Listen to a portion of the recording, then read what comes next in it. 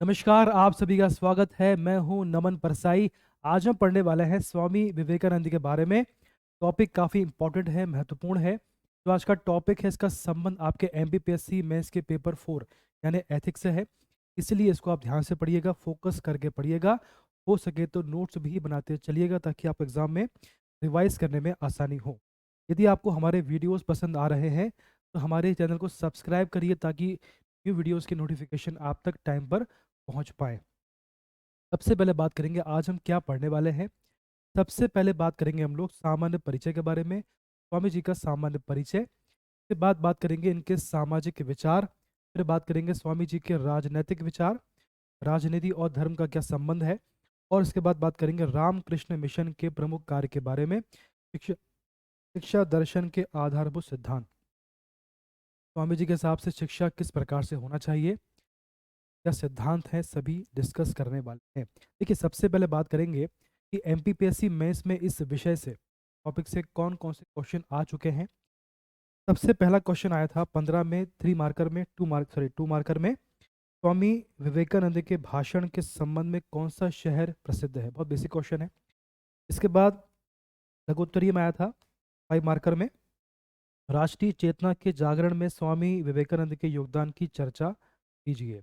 ये आपको आया था 17 में। फिर आपको 14 में आया था कि भारतीय समाज के उत्थान में स्वामी विवेकानंद का योगदान लिखें, क्या योगदान है। ठीक, ये सभी क्वेश्चन हम डिस्कस करेंगे, कुछ इस वीडियो में, कुछ अगली वीडियो में, और हम समझने का प्रयास करेंगे और कौन से क्वेश्चन संभावित हैं हम सभी पढ़ेंगे। देखिए, बेसिकली हम जो पढ़ रहे हैं क्वेश्चन आंसर फॉर्म में है। जो हम डिस्कस करने वाले हैं ये सब आंसर है, इनको मैंने उसी प्रकार से फ्रेम किया है ताकि आप इसको आंसर लिख पाओ एग्जाम में।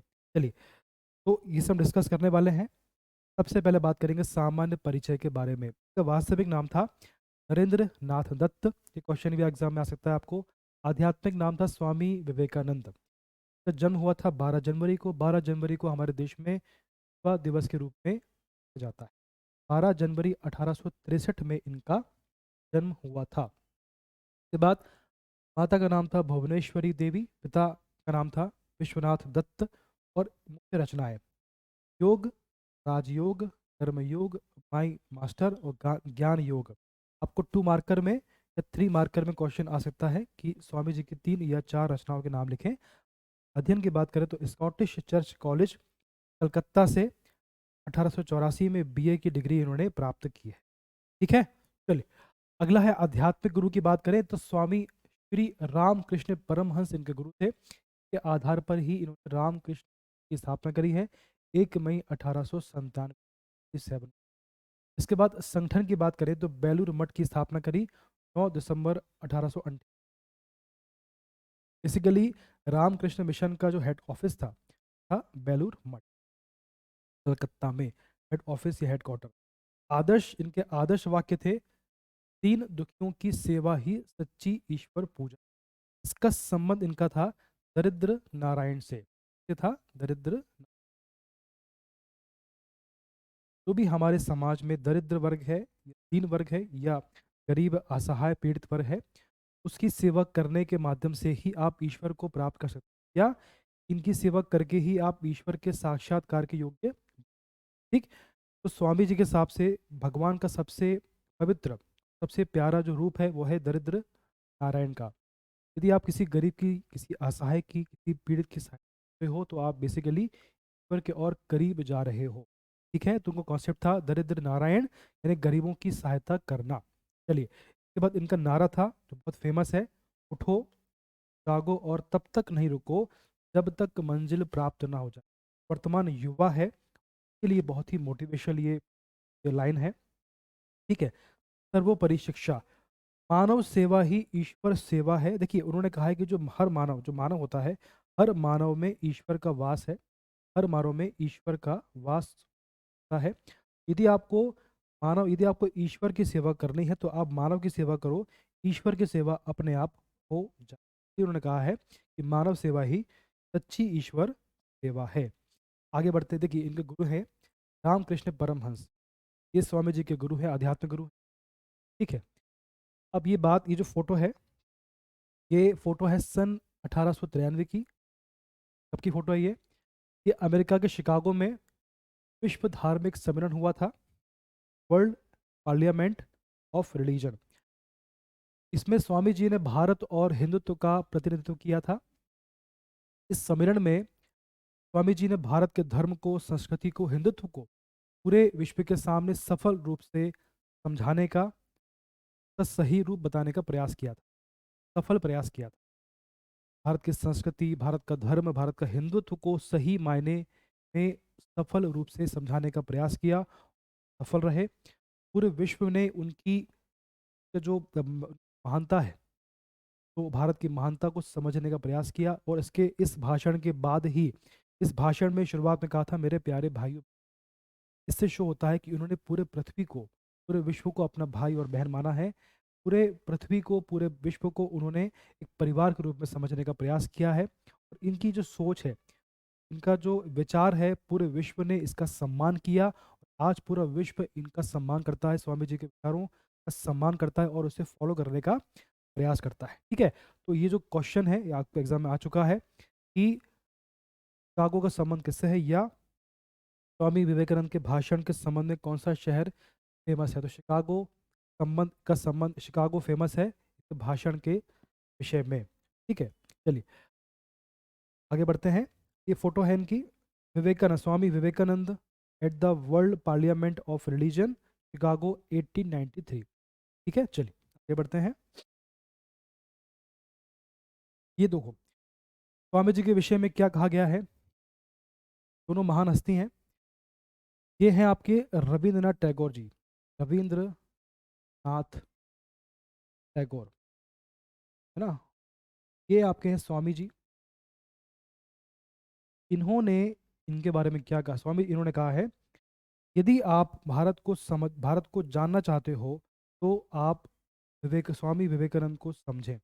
यदि आपको भारत को सोचिए कितनी बड़ी बात है। यदि आपको भारत को जानना है, यदि आपको भारत को जानना हो, भारत की संस्कृति को जानना हो, भारत के धर्म को जानना हो, भारत के हिंदुत्व को जानना हो, तो आपको स्वामी जी के विचारों को पढ़ना चाहिए। आप सभी सब कुछ यदि आपको भारत को जानना है तो आपको स्वामी जी के विचारों को पढ़ना चाहिए। अब भारत को अपने आप समझ जाओगे। तो स्वामी जी की महानता, स्वामी जी का जो व्यक्तित्व है, इतना महान था कि पूरे भारत को रिप्रेजेंट करने की ताकत रखता था। आज स्वामी जी, ये पहले भी स्वामी जी ने पूरे विश्व में भारत को रिप्रेजेंट किया है, ये बहुत बड़ी बात है। इसलिए इन्होंने कहा है, यदि आपको भारत को समझना है तो आप स्वामी जी को पढ़ें, और भारत को अपने आप समझ जाएंगे। स्वामी जी का योगदान समाज के लिए, देश के लिए, राष्ट्र के लिए, धर्म के लिए, विश्व के लिए क्या था, समझें।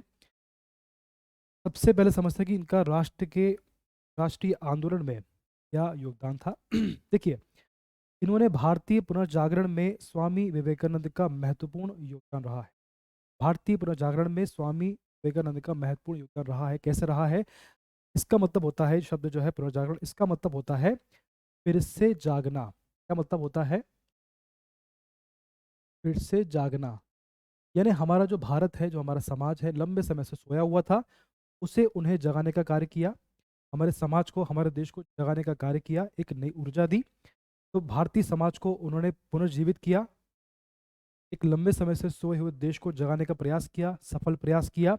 और उससे क्या हुआ, धर्म व आध्यात्म के माध्यम से भारत को नवजागरण का संदेश दिया। उन्होंने धर्म की सही शिक्षा दी, पूरे भारत को समझाने का प्रयास किया कि धर्म क्या है, अध्यात्म क्या है। धर्म वास्तव में काफ़ी महान है, कमियां धर्म में बिल्कुल नहीं है। कमियां, तो उसमें बुराइयां हैं, या धर्म के प्रति अज्ञानता है। ठीक, तो उन्होंने कहा धर्म जो है काफ़ी महान है, धर्म काफ़ी महान है, कमी सिर्फ उसके अज्ञानता में है, धर्म के प्रति अज्ञानता। यदि आपको धर्म के प्रति अज्ञानता है तो आप उसको समझ नहीं पाओगे। यदि आप उसको समझ नहीं पाओगे तो उससे समाज में अंधविश्वास, विवादिता, इसका विकास होगा। इसलिए उन्होंने क्या किया, धर्म व अध्यात्म के माध्यम से भारत को नव जागरण का संदेश दिया, धर्म का सही मायने देश को बताए। इससे एक नव जागरण की कंडीशन भारत में पैदा हुई। इससे क्या हुआ, इससे देश को नई ऊर्जा और दिशा प्राप्त हुई, जिससे इसने राष्ट्रीय आंदोलन के लिए नींव का कार्य किया। ठीक, तो सबसे पहले उन्होंने भारत को पुनर्जीवित किया और धर्म और आध्यात्म के माध्यम से भारत को संदेश दिया, नवजागरण नवजागरण किया, और इसके माध्यम से नई भारत के जो जो भारत है, समाज है, इसमें नई ऊर्जा आई, नई दिशा प्राप्त हुई। इससे क्या हुआ? इससे राष्ट्रीय आंदोलन के लिए एक नींव के रूप में स्वीकार किया। जब लोगों में एनर्जी आ गई ने के माध्यम से राष्ट्रीय आंदोलन के लिए नींव के रूप में कार्य किया। इनके बाद ही देश में आंदोलन की शुरुआत हुई है। क्या आप समझ पा रहे हैं बात को? इसलिए ऐसा हुआ। तो इसके माध्यम से क्या हुआ? इसके माध्यम से देशवासियों में राष्ट्रीयता की भावना उत्पन्न हुई। इसके बाद में राष्ट्रीयता की भावना, ठीक, ये आपका आधार है राष्ट्रीयता का। आप समझ पा रहे हैं बात को? अब संस्थागत प्रयास, मैंने कहा समाज के लिए, इस समाज के विकास के लिए ने प्रयास किया। फिर संस्थागत प्रयास कौन से? इन संस्थाओं के माध्यम से उन्होंने समाज के लिए, देश के लिए, विकास के लिए कार्य किया है। ठीक है, तो 3 इसकी स्टेप हैं। पहली आपकी स्टेप है 1894 में पहला प्रयास किया। क्या किया उन्होंने?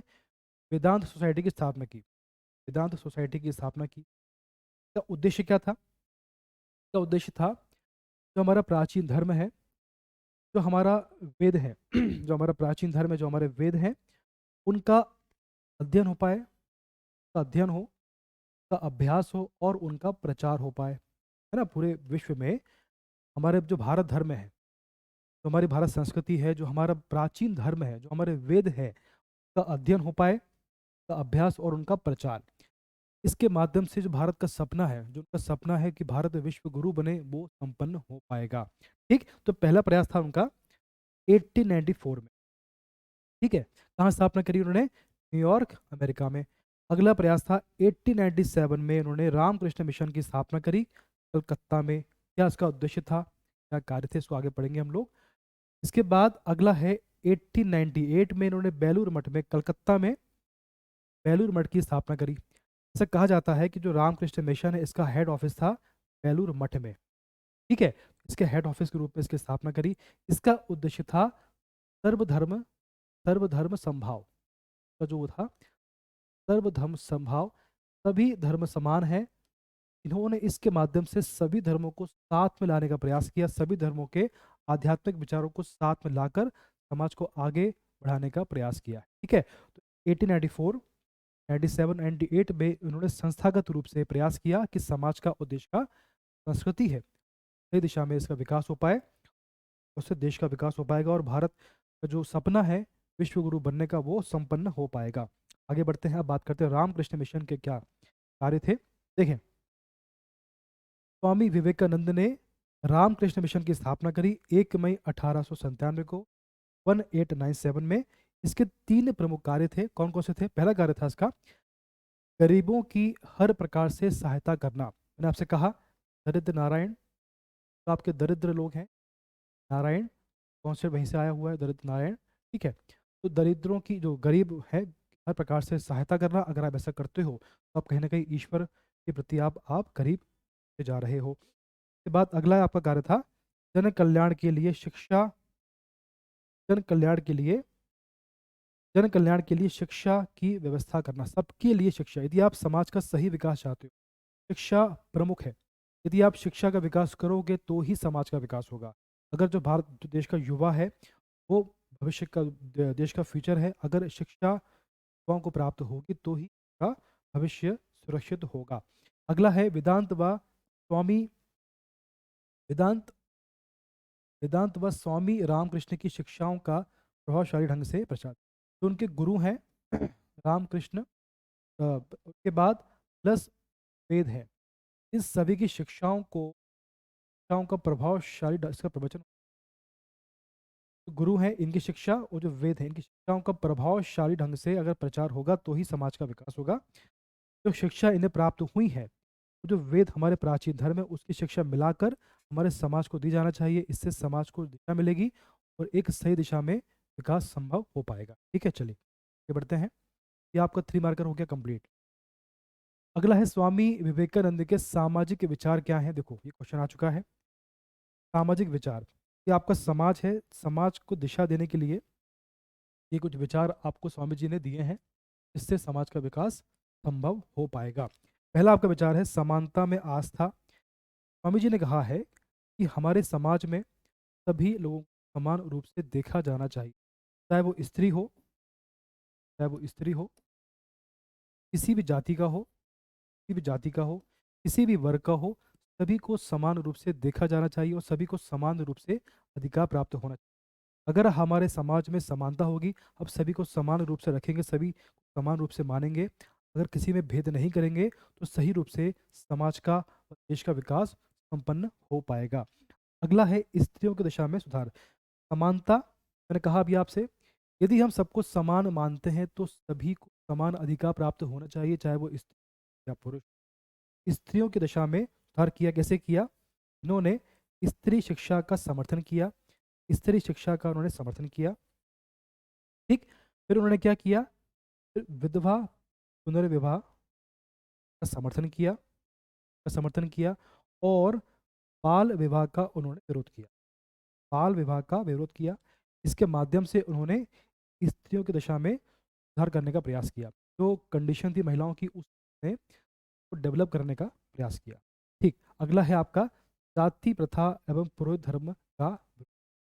उन्होंने कहा तो जाति प्रथा है ना, जाति प्रथा हमारे समाज के लिए दुर्भाग्यपूर्ण है, देश के लिए दुर्भाग्यपूर्ण है। अगर हम जाति प्रथा को का विकास होने देंगे, तो जो हमारा सपना है विश्व गुरु बनने का, तो हमारा सपना है विश्व गुरु बनने का, वो अधूरा रह जाएगा। अगर आप चाहते हो कि समाज आपका सही दिशा में आगे बढ़े, समाज का सही रूप से विकास हो, देश का विकास हो, तो जाति प्रथा को हमें जड़ से समाप्त करना होगा। पुरोहित धर्म का विरोध किया। देखिए, अब हमारा धर्म जो है, तो हमारा धर्म है दो प्रकार का है। पहला तो वास्तव धर्म है, जो वास्तव में धर्म है, वास्तविकता में काफ़ी महान है, जो धर्म का वास्तविक रूप है वो काफ़ी महानतम है। और एक धर्म वो है जो हमें बताया गया है पुरोहित के द्वारा, है ना। इस धर्म के, ये जो धर्म है पुरोहित द्वारा, इस धर्म में समय समय पर अपने फायदे के लिए परिवर्तन किए गए हैं। पुरोहितों ने अपने फायदे के लिए धर्म को अपने हिसाब से ढाने का प्रयास किया है।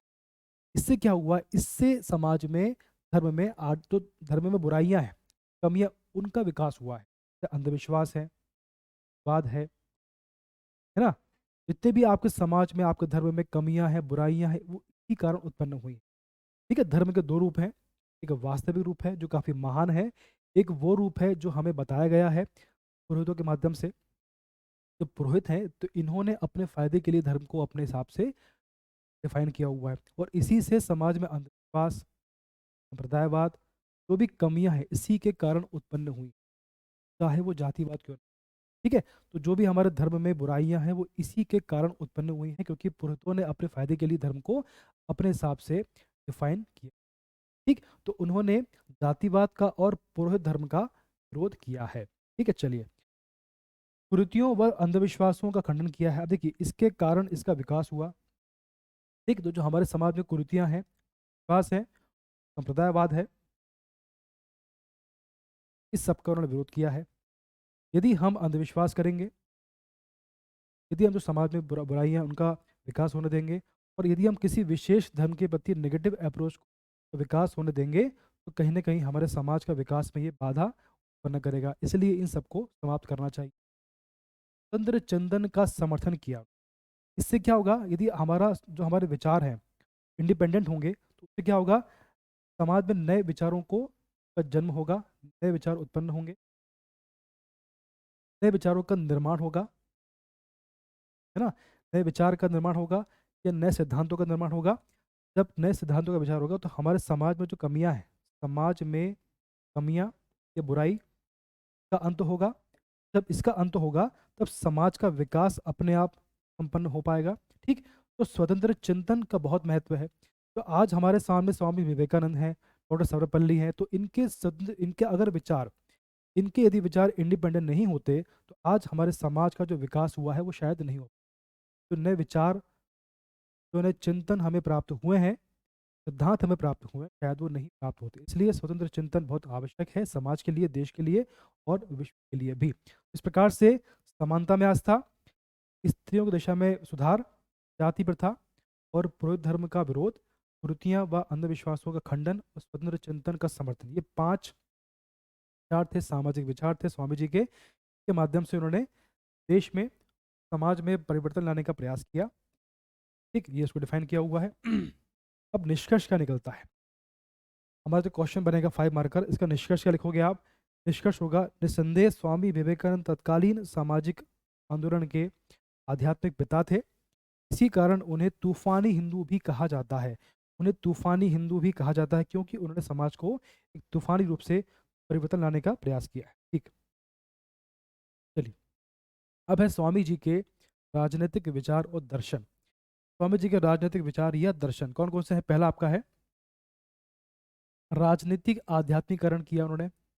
राजनीति को धर्म से जोड़ने का प्रयास किया। उन्होंने कहा धर्म है वो राजनीति का आधार है, धर्म है वो राष्ट्र का जीवन है, राष्ट्र के केंद्र में है। हमारे समाज में जो भी कार्य होते हैं ये होने चाहिए धर्म के आधार पर ही होने चाहिए। स्वतंत्र संबंधी विचार, यदि हमारे राष्ट्र डिपेंडेंट नहीं होगा, राष्ट्र का विकास संभव नहीं है। शक्ति एवं निर्भीकता में, यदि हमें समाज की बुराइयों से लड़ना है या हमें समाज की बुराइयों से लड़ना है या हमें विदेशी ताकतों से लड़ना है, तो हमें निर्भीक और साहसी और हमारे आत्मबल की बहुत आवश्यकता है। इसलिए भारतीयों को निर्भीक, साहसी, आत्मबल बहुत आवश्यक है और साहसी भी होना चाहिए।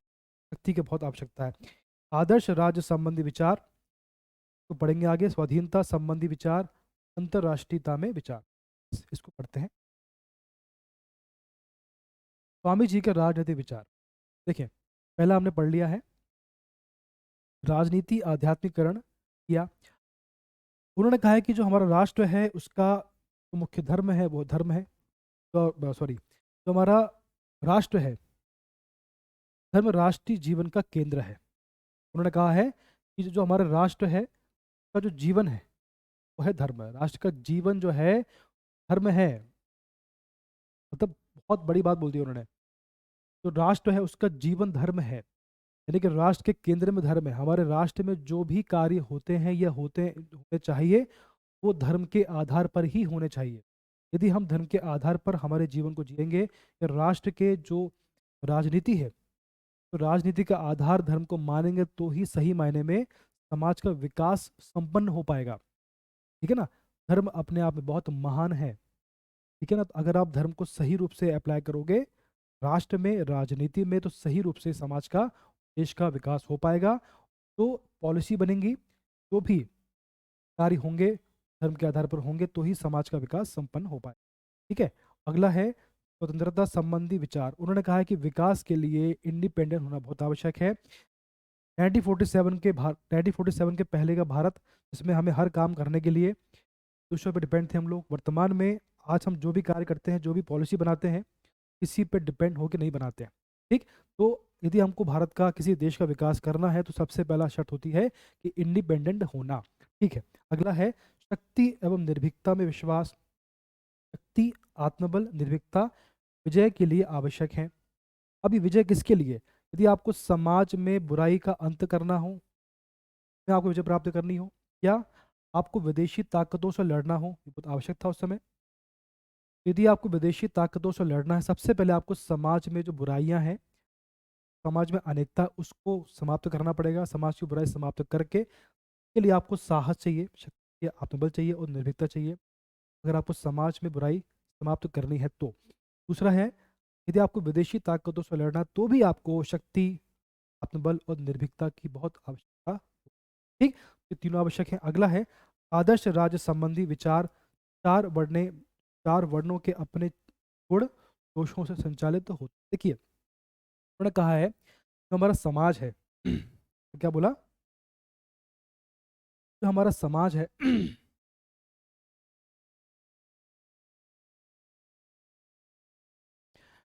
जो हमारा समाज है उसमें 4 वर्ण हैं। कौन कौन से वर्ण के हिसाब से? सबसे पहला पुरोहित है ना, इसका कर्तव्य है कि सभी वर्गों को समान रूप से शिक्षा देना, भेदभाव किए बिना। दूसरा आपका है सैनिक, सबकी रक्षा करना। फिर आपका है व्यापारी, सही व्यापार करना, किसी का नुकसान नहीं होना चाहिए। अगला है मजदूर, सबकी सेवा करना। ठीक है, अगर ये चारों वर्ण अपने दोषों को समाप्त करके सही रूप से सामंजस्य स्थापित करके आपस में साथ में आकर अगर सही रूप से अपने कर्तव्यों का निर्वहन करेंगे, इस चारों वर्ण सही रूप से सामंजस्य स्थापित करके अपने कर्तव्यों का निर्वहन करेंगे, समाज का सही दिशा में विकास संपन्न हो पाएगा। किसी एक भी वर्ग ने अगर अपने कर्तव्यों को ठीक से पूरा नहीं किया, जैसे आप एग्जाम्पल है पुरोहित, इसका कर्तव्य होता है कि समाज के सभी वर्गों को बिना भेद किए सही शिक्षा देना और समान रूप से सबका सम्मान करना। जैसे अगर मान लीजिए मजदूर है, अगर आपका मानना है कि ये वर्ग सबसे कमजोर होता है, तो जो पुरोहित है इसका कर्तव्य है कि इस पर विशेष ध्यान देना, सभी को समान रूप से आगे बढ़ना चाहिए, चाहे वो पुरोहित हो, सैनिक हो, व्यापारी हो, मजदूर, सभी को अपने कर्तव्यों को सही रूप से निर्वहन करना चाहिए, तभी समाज का विकास संपन्न हो पाएगा। तो उन्होंने कहा है कि वर्ण व्यवस्था आवश्यक है, एक वर्ण समाज में पॉसिबल नहीं है, चार वर्ण आवश्यक है, लेकिन सभी को अपने हिसाब से कार्य करना चाहिए। जाति प्रथा अस्पृश्यता है, इसका विरोध किया है, किसी भी वर्ग को कमजोर मानकर उसका अपमान करना गलत। इसलिए सभी वर्णों को अपने अपने हिसाब से कार्य करना चाहिए और इसी को उन्होंने आदर्श राज्य आना है। बात क्लियर है? चलिए आगे बढ़ते हैं। अगला है स्वाधीनता संबंधी विचार। अगर राष्ट्र स्वाधीन नहीं है, पराधीन है, तो जो आत्मसम्मान है, आत्मगौरव समाप्त हो जाएगा। यदि राष्ट्र को आत्मसम्मान और आत्मगौरव प्राप्त करना है, सबसे पहले उसको स्वाधीन होना चाहिए। कि हमारा भारत की बात करें तो भारत वर्तमान में स्वाधीन है, इंडिपेंडेंट है, ये डिपेंड नहीं है, तो इसलिए हमारे भारत का सम्मान है।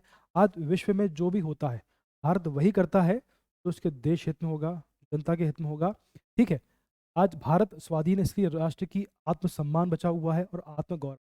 आज भारत का जो संस्कृति है, भारत का जो धर्म है, जो आपका हिंदुत्व है, पूरे विश्व में का प्रचार हो रहा है, इससे भारत का गौरव और बढ़ता चला जा रहा है। ठीक है, तो स्वाधीनता बहुत आवश्यक है आपके आत्मसम्मान के लिए और आत्मगौरव के लिए। उसके बाद अंतर्राष्ट्रीयता में विश्वास, वसुधैव कुटुंबकम, स्वामी जी ने हमेशा कहा है। शिकागो में जब उनका सम्मेलन हुआ था, उनका भाषण हुआ था, तो उन्होंने शुरुआत की थी, मेरे प्यारे भाइयों बहनों। इससे प्रूफ होता है कि उन्होंने पूरे विश्व को अपना भाई और बहन माना है। उन्होंने कहा है कि यदि हम कोई विकास कार्य करते हैं तो उसका संबंध पूरे विश्व से होना चाहिए। उनकी जो राष्ट्रीयता की भावना है वो संकीर्ण नहीं है ना, उनका, उन्होंने पूरे पृथ्वी को अपना, इसका मतलब होता है धरती परिवार, धरती एक परिवार, उन्होंने पूरे विश्व को एक परिवार के रूप में माना है, पूरे विश्व को एक परिवार के रूप में माना है और इसी के माध्यम से उन्होंने अपने विचारों को प्रस्तुत किया है। ठीक, इसका निष्कर्ष क्या निकलता है, जो आज का राजनीतिक विचार है, स्वामी जी के राजनीतिक विचार, क्वेश्चन आपका आएगा कि स्वामी जी के राजनीतिक विचार लिखें, तो 5 जब पढ़े हैं, अब लिख के आइएगा। और निष्कर्ष आपका होगा इस प्रकार, स्पष्ट है कि स्वामी विवेकानंद का कार्य क्षेत्र राजनीतिक नहीं था बल्कि धर्म था, परंतु धर्म के माध्यम से ही उन्होंने भारत की मृत आत्मा में अमृत के प्राण फूंक दिए। यह आपका आंसर बन गया है राजनीतिक 5 मार्कर का या 11 मार्कर। ठीक है, अगला है स्वामी विवेकानंद के शिक्षा के आधारभूत सिद्धांत। शिक्षा को लेकर यह सिद्धांत है, शिक्षा के आधारभूत सिद्धांत, शिक्षा इनके लिए क्या है, शिक्षा के जो, शिक्षा किस प्रकार की होना चाहिए समाज में स्वामी जी के हिसाब से, पढ़ते हैं आइए। पहला पॉइंट है, शिक्षा ऐसी हो जिससे बालक का चरित्र निर्माण हो सके, मन का विकास हो सके, बुद्धि विकसित हो तथा बालक आत्मनिर्भर बने। सिंपल सी बात है, देखिए बुद्धि तो आप दे दोगे आप, है ना, तो बुद्धि है ना, चरित्र निर्माण हो गया, बुद्धि, अगर बच्चा अच्छे से बुक पढ़ेगा तो बुद्धि प्राप्त कर लेगा, लेकिन बुद्धि का कैसे उपयोग करना है, कहाँ उपयोग करना है, इससे किस प्रकार से समाज को लाभ होगा, ये आपको कैसे मिलेगा, चरित्र निर्माण से मिलेगा और मन के विकास से मिलेगा। आपका मन और आपका चरित्र दोनों ही, अगर आपको नहीं पता कि आपको जो बुद्धि है किस दिशा में कार्य करनी है, तो हमारे देश में बहुत से ऐसे आतंकवादी हैं जो बहुत होशियार हैं लेकिन गलत काम कर रहे हैं। तो इसलिए बुद्धि के साथ साथ आपको चरित्र निर्माण और मन का विकास बहुत आवश्यक है। तो बेसिकली शारीरिक और मानसिक विकास पर उन्होंने जोर दिया और आपके संस्कार पर भी जोर दिया। धार्मिक शिक्षा पुस्तकों द्वारा ना देकर, देखिए जो आपकी धार्मिक शिक्षा है वो सिर्फ पुस्तकों तो सीमित नहीं होना चाहिए, आचरण और संस्कारों द्वारा देनी चाहिए। यदि आप अपने बच्चों से उम्मीद करते हो कि बच्चों के संस्कार अच्छे हों, तो सबसे पहले आपको अपने चरित्र, आपके संस्कार पर ध्यान देना चाहिए। यदि आपके चरित्र, आपके जो आपके जो संस्कार अच्छे होंगे तो ही बच्चा सबको फॉलो करेगा। यदि आपका चरित्र अच्छा होगा तभी बच्चा उसको देखकर फॉलो करेगा, तो संस्कार और उसके आचरणों का निर्माण होगा। सिर्फ पुस्तकों पर डिपेंड नहीं होना हमको। पुस्तकीय ज्ञान है जो आपको, किताबी ज्ञान है, सब उस पर डिपेंड ना होकर हमें खुद को ही प्रयास करके का ध्यान देना होगा। बालक एवं बालिकाओं समान शिक्षा। उस समय समाज में महिलाओं के लिए शिक्षा बहुत मुश्किल थी, इसलिए उन्होंने कहा है कि बालक और बालिकाओं को समान रूप से शिक्षा देना चाहिए। वर्तमान में भी कई ऐसे क्षेत्र हैं जहाँ पर महिलाओं को शिक्षा बहुत मुश्किल, काफ़ी कठिन है। ये जोर दिया है शिक्षा एवं छात्र का संबंध अधिक से अधिक निकट का होना चाहिए। शिक्षा, यदि युवा है विद्यार्थी, उसका शिक्षा पर ध्यान दिया जाएगा तो ही भारत का भविष्य सुरक्षित हो पाएगा। ठीक है ना, चलिए आगे बढ़ते हैं। शिक्षक, और उसका अगला है शिक्षा गुरु गृह में प्राप्त की जा सकती है। देखिए, उनका मानना ये था कि जब विद्यार्थी होता है, अगर वो किसी गुरुकुल में जाएगा तो वहाँ पर वो संस्कार प्राप्त करेगा, है ना। संस्कार प्लस जो जो समस्या आती है का सामना करेगा, इससे उसके व्यक्तित्व का निर्माण। अगर आप घर पे रहोगे तो आपको किसी भी समस्या का सामना नहीं करना पड़ेगा। यहाँ से आपको संस्कार मिलेंगे, यहाँ से वो हर चीज़ मिलेंगी जो आपको समाज में जीने के लिए आवश्यक। इसलिए बच्चे को, विद्यार्थी को गुरु गृह में रहकर शिक्षा प्राप्त करना चाहिए। इससे उसमें अनुशासन की का निर्माण होता है। ठीक, अगला है आपका, देश की आर्थिक प्रगति के लिए तकनीकी शिक्षा की व्यवस्था की जाए। वर्तमान में जो विश्व में जितने भी आपके बड़ी बड़ी कंपनियां हैं, के जो हेड है वो भारतीय हैं। क्यों? क्योंकि हमें टेक्निकल नॉलेज अच्छा दिया गया था उनको, विद्यार्थियों को, इसलिए पूरे विश्व में आज उनका नाम हो रहा है। ठीक, तो उन्होंने कहा है कि तकनीकी शिक्षा की व्यवस्था की जाए, इससे भारत का विकास होगा, भारत के विद्यार्थी का नॉलेज बढ़ेगा, विश्व में, समाज में उनका नाम होगा और वो सही दिशा में कार्य कर पाएंगे। सर्वसाधारण शिक्षा का प्रसार, शिक्षा सभी के लिए है ना। शिक्षा सभी को दी जानी चाहिए, किसी पर भेद नहीं करना है। मानवीय एवं राष्ट्रीय शिक्षा परिवार से शुरू। तो शिक्षा जो है ना, आपको स्कूल से पहले आपके परिवार से दी जाना चाहिए। बचपन से ही शिक्षा, स्कूल पर डिपेंड ना होकर परिवार से ही शिक्षा की शुरुआत हो जाना चाहिए। इससे इससे और अधिक मात्रा में और सही दिशा में विकास हो पाता है। ठीक है ना। शिक्षा बेसिकली स्कूल से शुरू ना होकर अपने परिवार से शुरू होना चाहिए। इसी से सही मायने में व्यक्ति शिक्षित हो पाता है। निष्कर्ष क्या है? स्वामी विवेकानंद ने युवाओं को चरित्र निर्माण की ओर प्रेरित करते हुए कहा कि प्रत्येक मनुष्य जन्म से ही दैवीय गुणों से परिपूर्ण होता है। मतलब प्रत्येक मनुष्य बचपन से ही गुणों योग्य होता है। ये गुण सत्यनिष्ठा, समर्पण, साहस व विश्वास से जागृत होते हैं। इनको अपने अपने आचरण में लाने से व्यक्ति महान और चरित्रवान बन सकता है।